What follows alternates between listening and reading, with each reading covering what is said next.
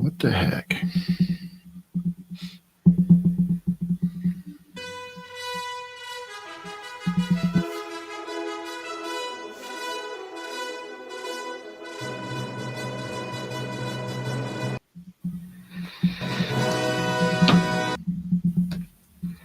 And welcome, Hoosier fans, to another episode of Doing the Work, the first show on the Back Home Network dedicated to covering IU women's basketball.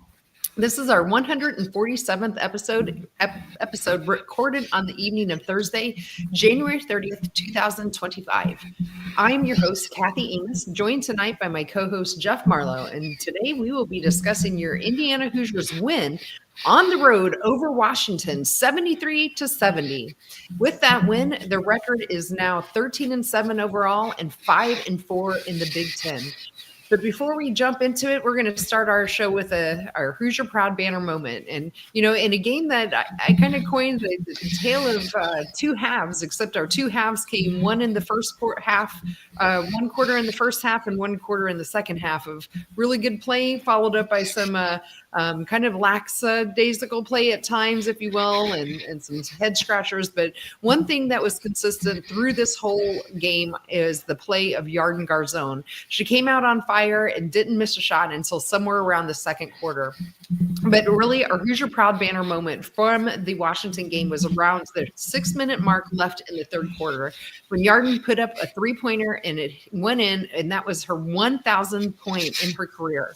And to reach this feat as only a junior is just amazing. She's really been able to put up a lot of numbers, and we will definitely talk about the numbers she put up in the game that we had on Monday night against Washington. But that was one of the easiest banner moments I think I've had to pick since we've been doing the podcast. But congratulations to Yarden on just a phenomenal night and just fantastic play all around, and to get into that 1,000 point club. And as always, our Hoosier Proud banner moment is brought to you by Home Field Apparel, the presenting sponsor on the Back Home Network, which includes the Assembly Call, Crimson Cast, X's and Joe's, and the Dribble Drive. Home Field is constantly releasing new schools or updating the products for schools in their existing product line. So you're bound to find something for you or anyone in your life that loves great collegiate gear. Not only do you get great quality apparel, but you are supporting an Indiana-based business that has its roots in the Kelley School of Business.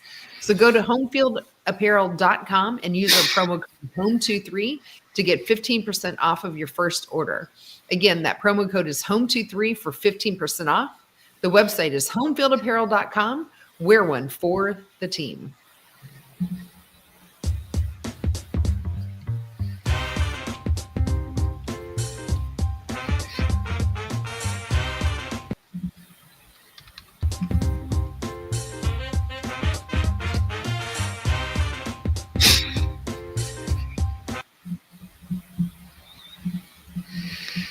All right. Just news. One quick reminder for everybody. If you are around the Bloomington area on Saturday, February 8th, the Assembly Call annual meetup will be that day. I will be in town. Jeff has some other commitments. He's unfortunately not going to be able to make it, but quite a few of the Assembly Call guys, some of the X's and Joe's guys, and myself will all be around for that meetup, and we'd love to meet you if you are able to make it. If you are, it will start at 9 a.m. on that Saturday at the upstairs pub, where Galen will be meeting for the Breakfast Club before the game. He'll also be hosting a halftime show during the game, and then the full meetup will be after the game, again, all at the upstairs pub. So that is just our news headline for today. But let's kick it over to Jeff. And Jeff, what are your Marlow's musing for this game against Washington that we had a couple of days ago? The only thing I'm going to add in here, Kathy, for my Marlow's musing is just it was a big game because by winning, it kept you on the plus side of 500 in the league. Now you come home for 2 games. We talked a little bit about this on the last broadcast, that it's huge to stay on the plus side of the 500 mark. And now hopefully maybe get a couple at home. You're back to 7-4. And the league is so fluctuated right now in that 5 through 10 range. We're watching right now. You and I have been kind of paying attention. I think that score is about ready to go final. 30 seconds to go in East Lansing, and Oregon's about to knock off Michigan State up in East Lansing, it looks like. So, I mean, it's just everything in the middle. And in Minnesota goes out to USC later tonight. And so, excuse me, they go out to USC later tonight. And so you figure Minnesota's going to probably pick up a loss there. So now people are kind of back in. Indiana's got 4 losses in the league, but they're going to be right there in that mix to be in a kind of a 6-7 seed in the Big Ten tournament if they can just hold on to playing well against the teams they should. Yeah, absolutely. Well, let's go ahead and get into it. Jeff, let's talk about the game for Monday night. And I kind of alluded this in my banner moment, but to me, it felt like, kind of a tale of two halves. But instead of the first half and being one way and the second half being another, it was like the first quarter and the third quarter were really, really fantastic. And the second and the fourth quarter were maybe not quite so fantastic. In fact, we only scored 8 points in that second quarter. And then again, in the fourth quarter, we only scored 14, getting outscored by 10 in that to make it quite interesting after we were up by, I believe, 13 at one point. So it was, again, this kind of roller coaster of a ride game that we kind of saw on Monday night, I thought, from our team. But, at the end of the day, they got out of that West Coast trip going 1-1. And as you mentioned, it's really important to be able to pull out wins like this, whether it's by 3 or by 13, it's still a win, and it moved them up a little bit in the Big Ten standings. So, but Jeff, maybe let's start a little bit in the first half. What kind of overall arching feelings or pivotal plays or anything like that you want to point out? Well, you already hit it a little bit. It was a good thing Yarden showed up in the first half because nobody was really doing much of anything scoring wise. In fact, we'll talk a little bit about this. We get to some of the numbers and the awards, but it really was kind of a tale of 2 quarters here. Indiana won the first quarter by 5, but then they lose the second quarter by 7, and they're down 2 going to the half. So, it just, and kind of overall, just again, a little disappointing because I think in the third quarter, they built up a double-digit lead and then couldn't hold on to it. And so with a veteran team, that's a little bit concerning and a little bit alarming. Yeah, absolutely. And, one of the things that really went awry in that second quarter were turnovers again. We had 11 turnovers in that first half. 9 of them were in the second quarter. And just, again, another, time our defense just kind of seemed to let up, and we were letting in Washington have some run. In fact, in that second quarter, they ended the quarter, Washington did, with a 6-0 run. Again, we only had 8 points and allowed 15, where we had 21 points in the first quarter. But let's talk a little bit about the first quarter, I guess. One thing that was interesting that I really wanted to watch, and we have been talking about this, well, not just this year, but really probably the whole 4 years or so we've been doing this podcast, is the bench play. And pregame, Coach Morin, did her interview and show with Austin, the play-by-play. And she said they recognize that they have been playing the starters too much and planned to play the bench more in this game. And I think we kind of saw that, by the first quarter, we already had played 3 people off of the bench. But there again, as it got, as you would expect, as it got tighter, things went more towards the starters. And we'll get more into minutes and things like that. But Yarden obviously played the most minutes with 36 when, you have somebody that goes in a quarter in 3 minutes full without missing a shot and ends up 13 of 18 and 8 of 10 from 3. You're probably not going to sit her a whole lot. But we'll talk about some of the players, I think, that did play a lot of minutes and maybe, again, just didn't get a huge amount of contribution from them. But before we get into more exact players' contributions or lack thereof, Jeff, let's talk about the second half. What kind of things jumped out to you in either the third or the fourth quarter? Well, I mean, third quarter especially, I thought the ball moved well. I thought they were, obviously, and it showed up in the shooting numbers, that they were shooting 83% in the third quarter. They were 10 of 12, and that includes 6 of 8 from beyond the arc. So they were shooting well. I thought Sid played really well in the third quarter, and I thought that.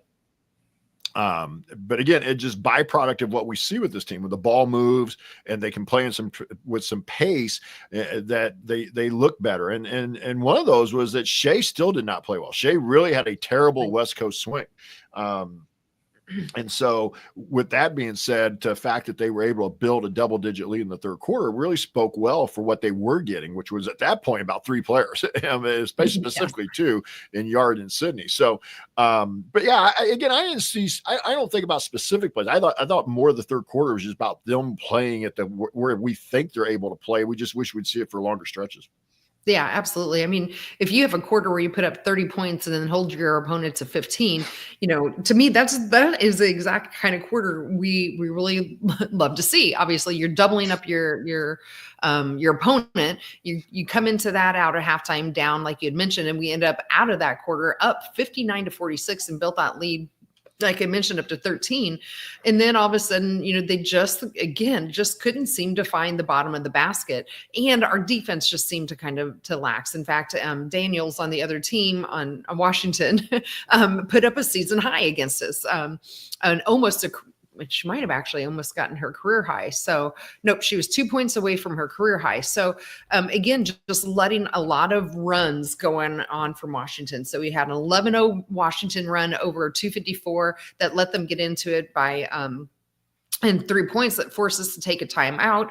And then the turnovers against are creeping in. We had another live ball turnover by Strickland, led to a Washington fast break that ended up tying the game at one point, 68-68.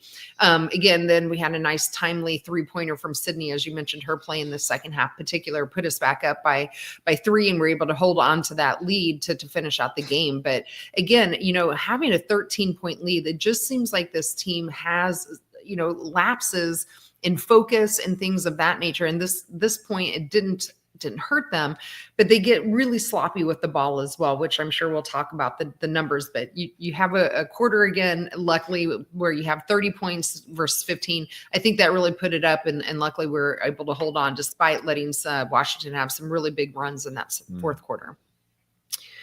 Any other overarching themes, or you want to just go ahead and talk about it through the numbers?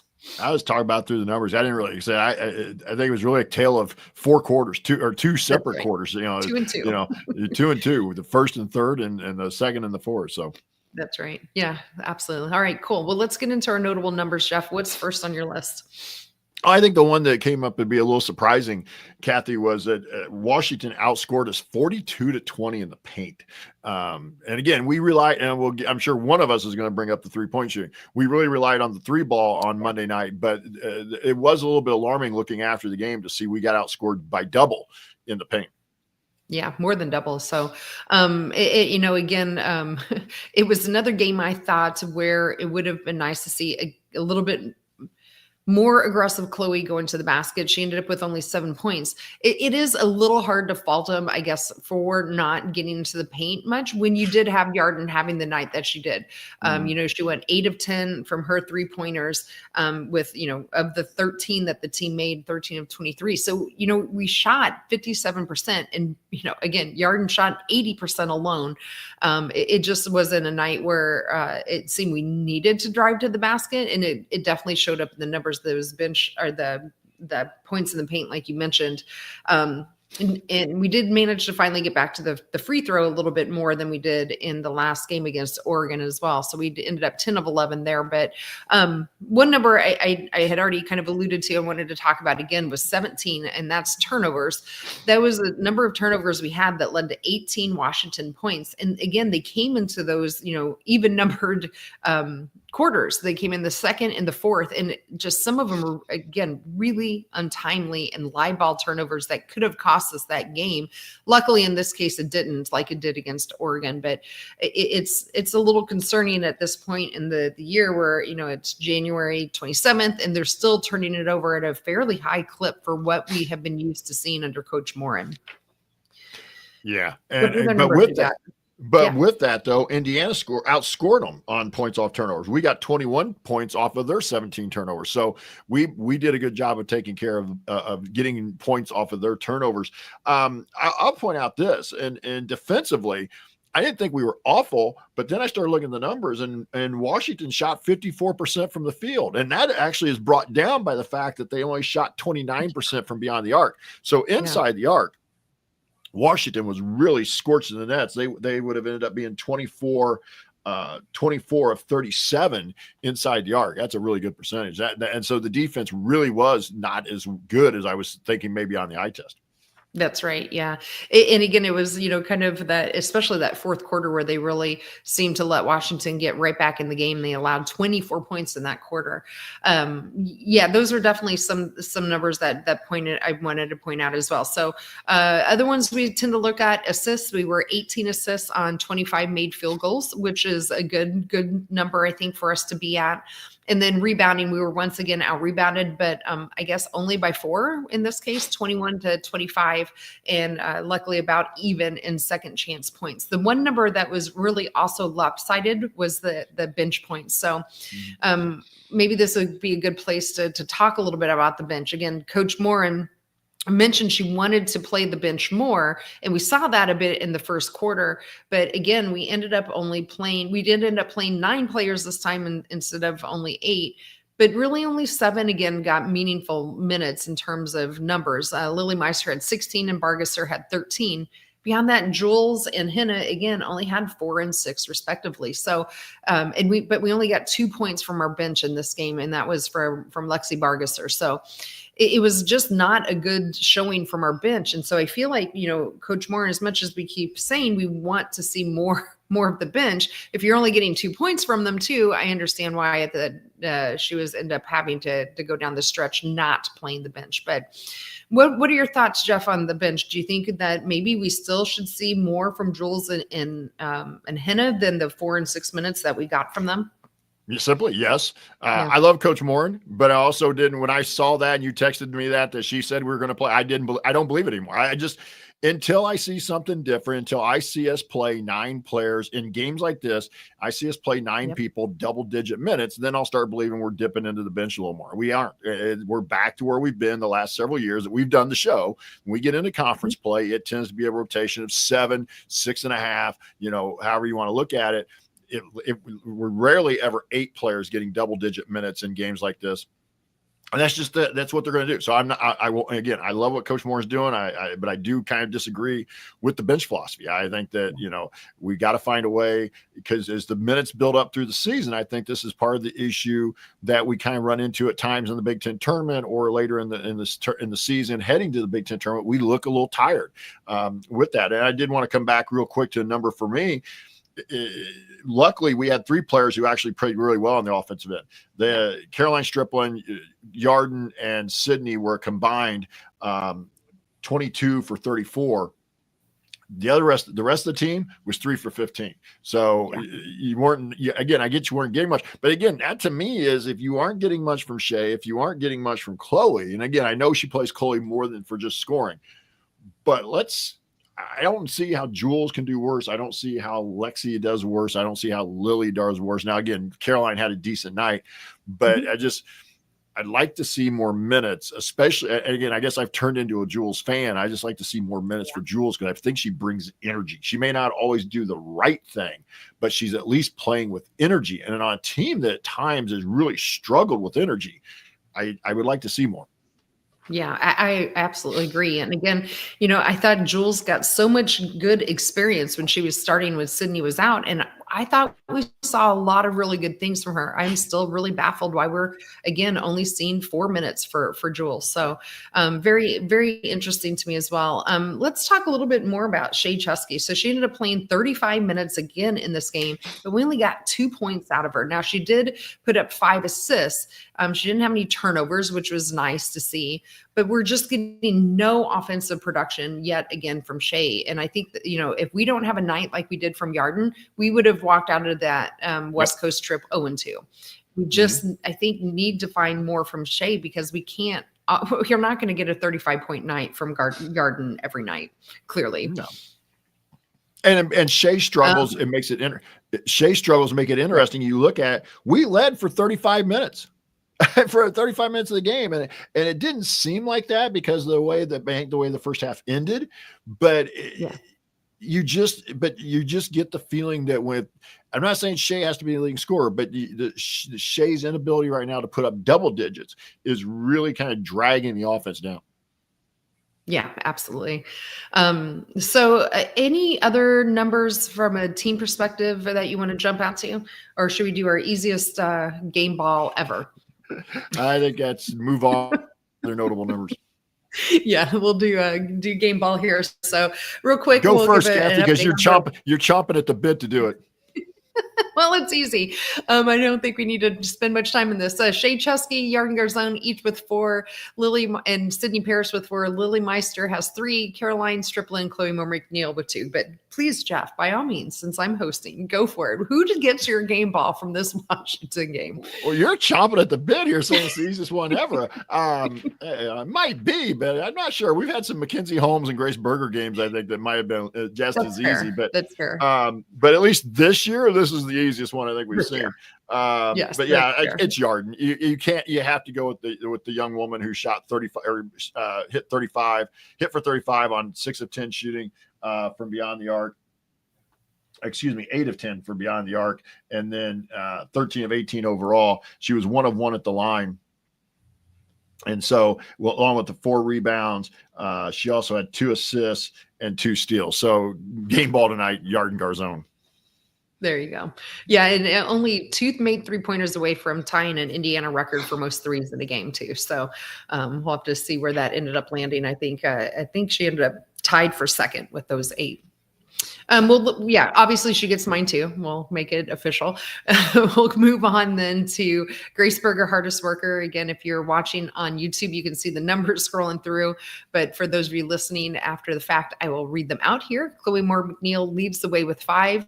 Yarden Garzone there has 4. Sydney Parrish has 3. Lily Meister 2. And then we have 1 each for Caroline Striplin, Shay Chesky, Jules Lamandola, and Hannah Sandbeck. So, Jeff, there's probably only about 2 ways you could go here for your game ball. I have a feeling I can guess which way you're going, but let's hear officially Grace Berger, hardest worker. We already did game ball. Yeah, I think you can at least try to make an argument for Caroline Striplin here, but I'm going to go with Sydney Parrish. 16 points on 6 of 10 shooting, 4 of 6 from beyond the arc. And then she also chipped in 6 rebounds, an assist, a block shot, and 2 steals. Now, she did co-lead the team in turnovers with 5, but I'm going to go with Sydney here because I thought Sydney brought, especially in the second half, when Sydney started to find her offensive game, that really kind of propelled the third quarter. Yeah, I agree with you. I think Sydney definitely earned that Grace Berger hardest worker award in this as well.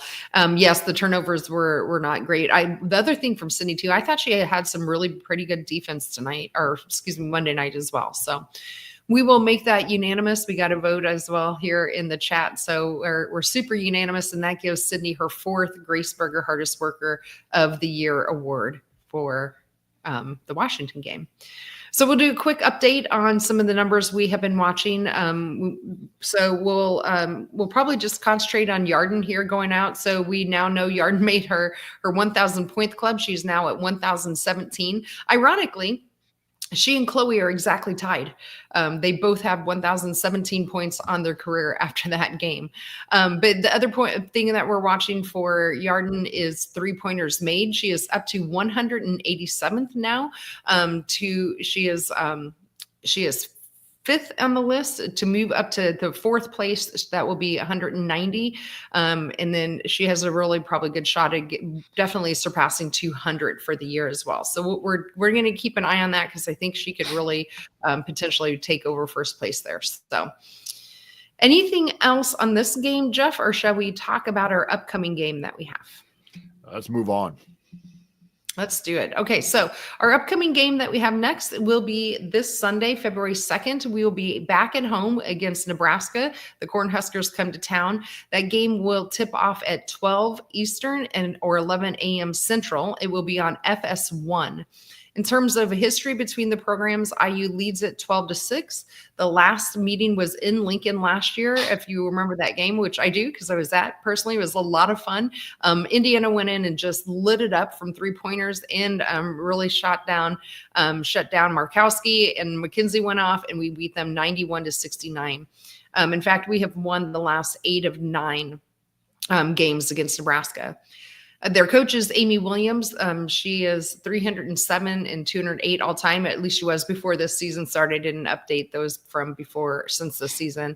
And underneath her, they have 3 times gone to the NCAA tournament. So, Jeff, do you want to start talking about some of the individual players, and then we can talk about some of the team members?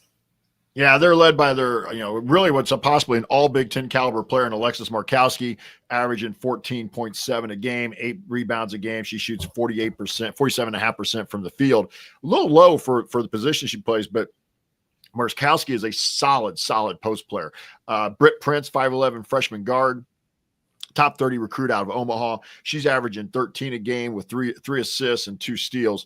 11 of their 12 players have started at least one game. They've battled a little bit. It seems like some injuries, or maybe you've had some flu, because when you have that many starters on your roster who've started a game here and there, that tells you you've battled a little bit of something at some point. That's more than just a normal rotational thing. But they did lose a really key player, and that was Natalie Potts, the sophomore forward. Was lost after the fifth game of the year with an ACL tear. She was averaging 14 a game. She was all Big Ten freshman team last year. But this is still a pretty dangerous team right now. As one of the things I was looking up, they are playing in West Lafayette, and they are finally up a little bit. They've gotten up 8 by the fourth quarter. They're in West Lafayette, so they'll come in just ahead of IU in the standings, it looks like, or maybe tied, depending upon what finally finishes up in West Lafayette. Yep, absolutely. So in terms of some of the team numbers, these are obviously before they played Purdue tonight, since that game is not over. They are 15-5 overall, 6-3 in the conference. They average 76.4 points per game and only allow 63.6. So the offensive side, that's actually 36th in the nation. In terms of tempo, they're right at around 162nd in the nation. Field goal percentage, they are 44.2% as a team, which is a 51.2% effective field goal. 3-pointers, they shoot 35.7% from 3-point land, and they are out rebounding their opponents by 5.3. They also turn over their opponents slightly more by about just that 1 turnover margin per game. So the interesting thing for me, I think, Jeff, will be how we do with Britt Prince, that you mentioned, that top 30 recruit from Omaha, their 5'11 guard from that's a freshman. So she is definitely on the freshman of the year watch, or a candidate for it, with her 13 points per game. I think we'll probably see Chloe on her from the beginning. So that's who I expect that kind of matchup to be.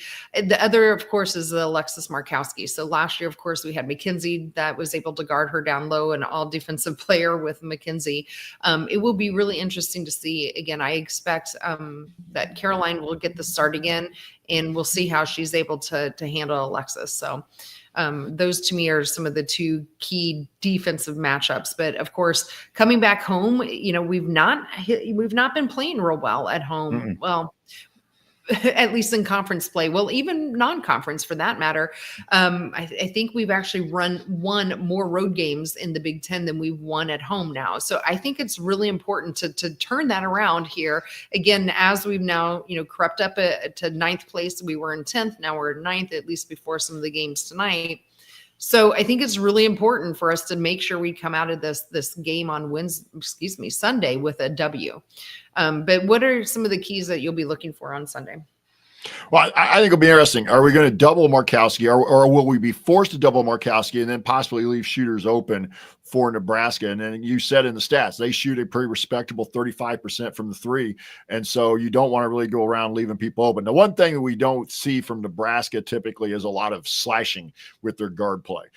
They might have 1, maybe 2 players in the past who have been able to do it, but it's normally a spot up 3-point shooting team, especially around Markowski. But if they can't control Markowski one-on-one, and that's the way you look at it, do you let Markowski get hers and shut down the perimeter people, or do you try to shut down Markowski and hope that the perimeter people aren't having a good night? You can approach it either way as a coaching philosophy with that. But real quick about the schedule, I will say this. I agree with you about how we haven't necessarily played as well at home, but we also, especially in Big Ten play, we played the two top teams and Bloomington. And I, even in the preseason, I felt like we'd lose one of those games. And so we lost both, but I think for the most part, fairly competitive in those games, a lot more than some of the other teams in the league have been, even at home. So, but yeah, I get, Kathy, I totally agree. I think there are times we just feel like almost like we play with more pressure at home rather than playing loose and kind of free, knowing the crowd is with you. I think sometimes they get almost tight playing at home and they feel the pressure a little bit more. Don't ask me why I know that or why I feel that, but it's just what I kind of Sure. sense watching the game. And so you would like to see them just kind of come out and play free flowing. Right. But that's, yeah, I get it. Yeah. It just, sometimes it's such a psychological thing. Yeah, I agree. So, the other thing I really want to see on Sunday, I really would like to see more offensive production from Shay this game, Yes. and from Chloe. To be quite honest, we've had a couple of games where Chloe's came out and just been really aggressive on the offensive end. But like I mentioned, I really think she'll have that Britt Prince matchup. I think that sometimes takes a lot out of her on the defensive end, and that might be part of why we're not seeing it offensively. So, so now Nebraska is up 12 over Purdue. I expect, in the last 7 minutes, they'll probably hold on or grow that lead. So they'll be coming in. It'll be interesting too. I assume, with only a couple of days in between, that they're just probably hanging out in Indiana too. But I'll be kind of curious on how they handled their travel. So let's go ahead and talk around the Big Ten, Jeff. So not a whole lot between Monday and tonight, but tonight there are 4 games going on. You already mentioned right now that Oregon actually went into Michigan State, number 16 Michigan State, and knocked them off on the road, 63-59. Nebraska and Purdue, like we mentioned, are playing right now. Nebraska is now up by 9 with about 6.5 minutes to go. Illinois and Rutgers are playing tonight as well. I didn't really have that originally on the list, but I mentioned it because right now Rutgers is actually winning with, they were winning. They must have just missed a shot. It's back and forth with about 4. Illinois just went ahead. Yep, Illinois is up by 1. So it's a back and forth game. And then if you're a night person, you like some night games, so you do have Minnesota going out to USC. That game will be on Peacock at 9 p.m. Central, 10 p.m. Eastern if you want to watch that. No games then, interestingly, tomorrow night or on Saturday at all in the Big Ten. But then Sunday, watch out. If you don't have anything to do, you have not just the Indiana game, but you have 7 other games in the Big Ten going around. So I'm not even going to try to list them. There is quite a bit of action, 8 games total. So 16 of the 18 teams are playing on Sunday. So real quick update on the standings. I did not update this. I assume Michigan State here is still in 4th place. But anyway, tied at first, 8-0 are UCLA and USC. Then you have Ohio State at 8-1, and then Michigan State was 7-3 before that loss tonight. No, I fixed that. I fixed it. Oh, you fixed it. Okay, great. Thank you. So we have Michigan State and Maryland then tied there at 4th, both at 7-3. And then behind that, tied at 6, you have Nebraska, Minnesota, and Oregon at 6-3. And then Indiana is now tied with Illinois at 5-4 for 9th place. So, again, keep moving up and hopefully, make sure you stay in the Big Ten tournament for sure, which I think should, if things go right, we should be okay with. And then after that is now you're kind of hoping to get that first day bye so you don't have to play on that Wednesday. Jeff, anything else you want to touch on in terms of Big Ten, what games you're interested in this Sunday or anything else going on in your mind around the conference? There's just a lot. I really haven't looked. I haven't looked at the weekend. I haven't looked at the weekend. Kathy, I'm just hard enough right now. I'm day by day. I'm just barely knowing that tomorrow's Friday. So I haven't looked that far ahead. But I will say this, Oregon does jump ahead. So you got 3 teams now at 7-3 in the league. And if Nebraska wins, they jump to 7-3. So you could have a 4-way tie there for 4th place at 7-3 if Nebraska holds on in West Lafayette tonight. I think it would be interesting if Illinois loses at Rutgers tonight. Now, again, Rutgers has gotten a win here lately and played a little better, but for Illinois to drop a game on the road at Rutgers would be kind of a big loss for them, as they're kind of, again, right there with IU, middle of the pack at 5-4 going into tonight. So the league's just, again, it's so much flux in between there that, with that. So and Kathy, I'll just kind of give you my final thoughts on that game with Washington. Just, again, was it the perfect game? Was it the game we wanted?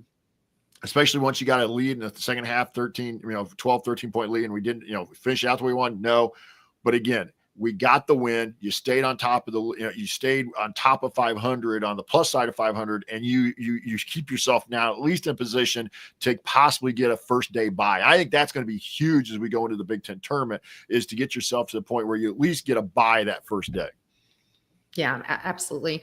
USC and UCLA won't remain unbeaten either. Nope. We know that they have to square off not just once but twice. And I was just looking up, the first meeting here will be on February 13th between them. That will be at USC, and then they end their season playing at UCLA on March 1st. So it's just kind of what we expected. The two California teams are really just kind of separating themselves up at the top. Ohio State's right there behind them, only one game out. That one game against Penn State that they lost really hurt them. Maryland's an interesting one with their injuries. Depending on how long Cheyenne Sellers is out, that could really potentially impact them. So they're one to watch on. Oregon is making some waves too. They're definitely winning more games than I was kind of expecting. I didn't expect them to go in tonight here for sure and knock off Michigan State the way they've been playing. So, a lot of interesting stuff going on, especially in the middle of the pack there. So take a look at the Sunday lineup if you're around. So yeah, my final thoughts is same as you, Jeff. Like, it was good for us to go in and make sure we don't go 0-2 on this West Coast trip, but now we just absolutely have to come back and make sure we continue to try to stay focused and string together 4 quarters of good play. And, like you said, play a little looser, rely on that crowd to help you get across the line. Hopefully we get Shay and Chloe going a little more offensively, especially Shay. And it would just be lovely if we can get a little more than 2 points from our bench as well. So, you just got to keep grinding it out. You are who you are at this point in the year. You're pretty much done with January. You're not going to all of a sudden see massive changes in our lineup or things of that nature in terms of like who's starting and things of that nature. I think you're just going to see some tweaks here and there. But like you said, if we can get that first round bye in the Big Ten tournament, we're definitely on track to get into that NCAA tournament as well. So those are my final thoughts for our game.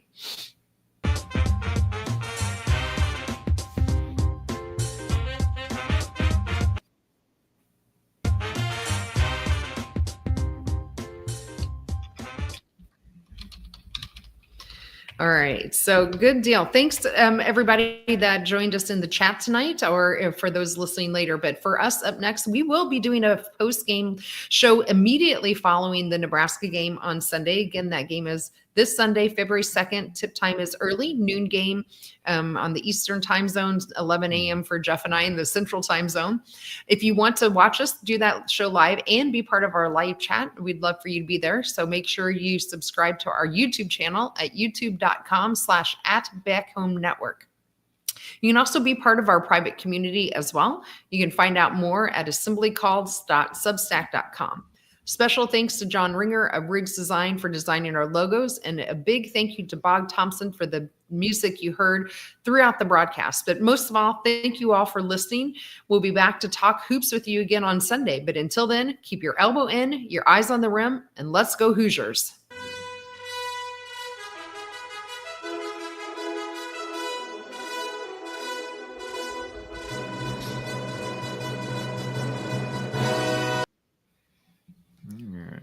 All right. Good job.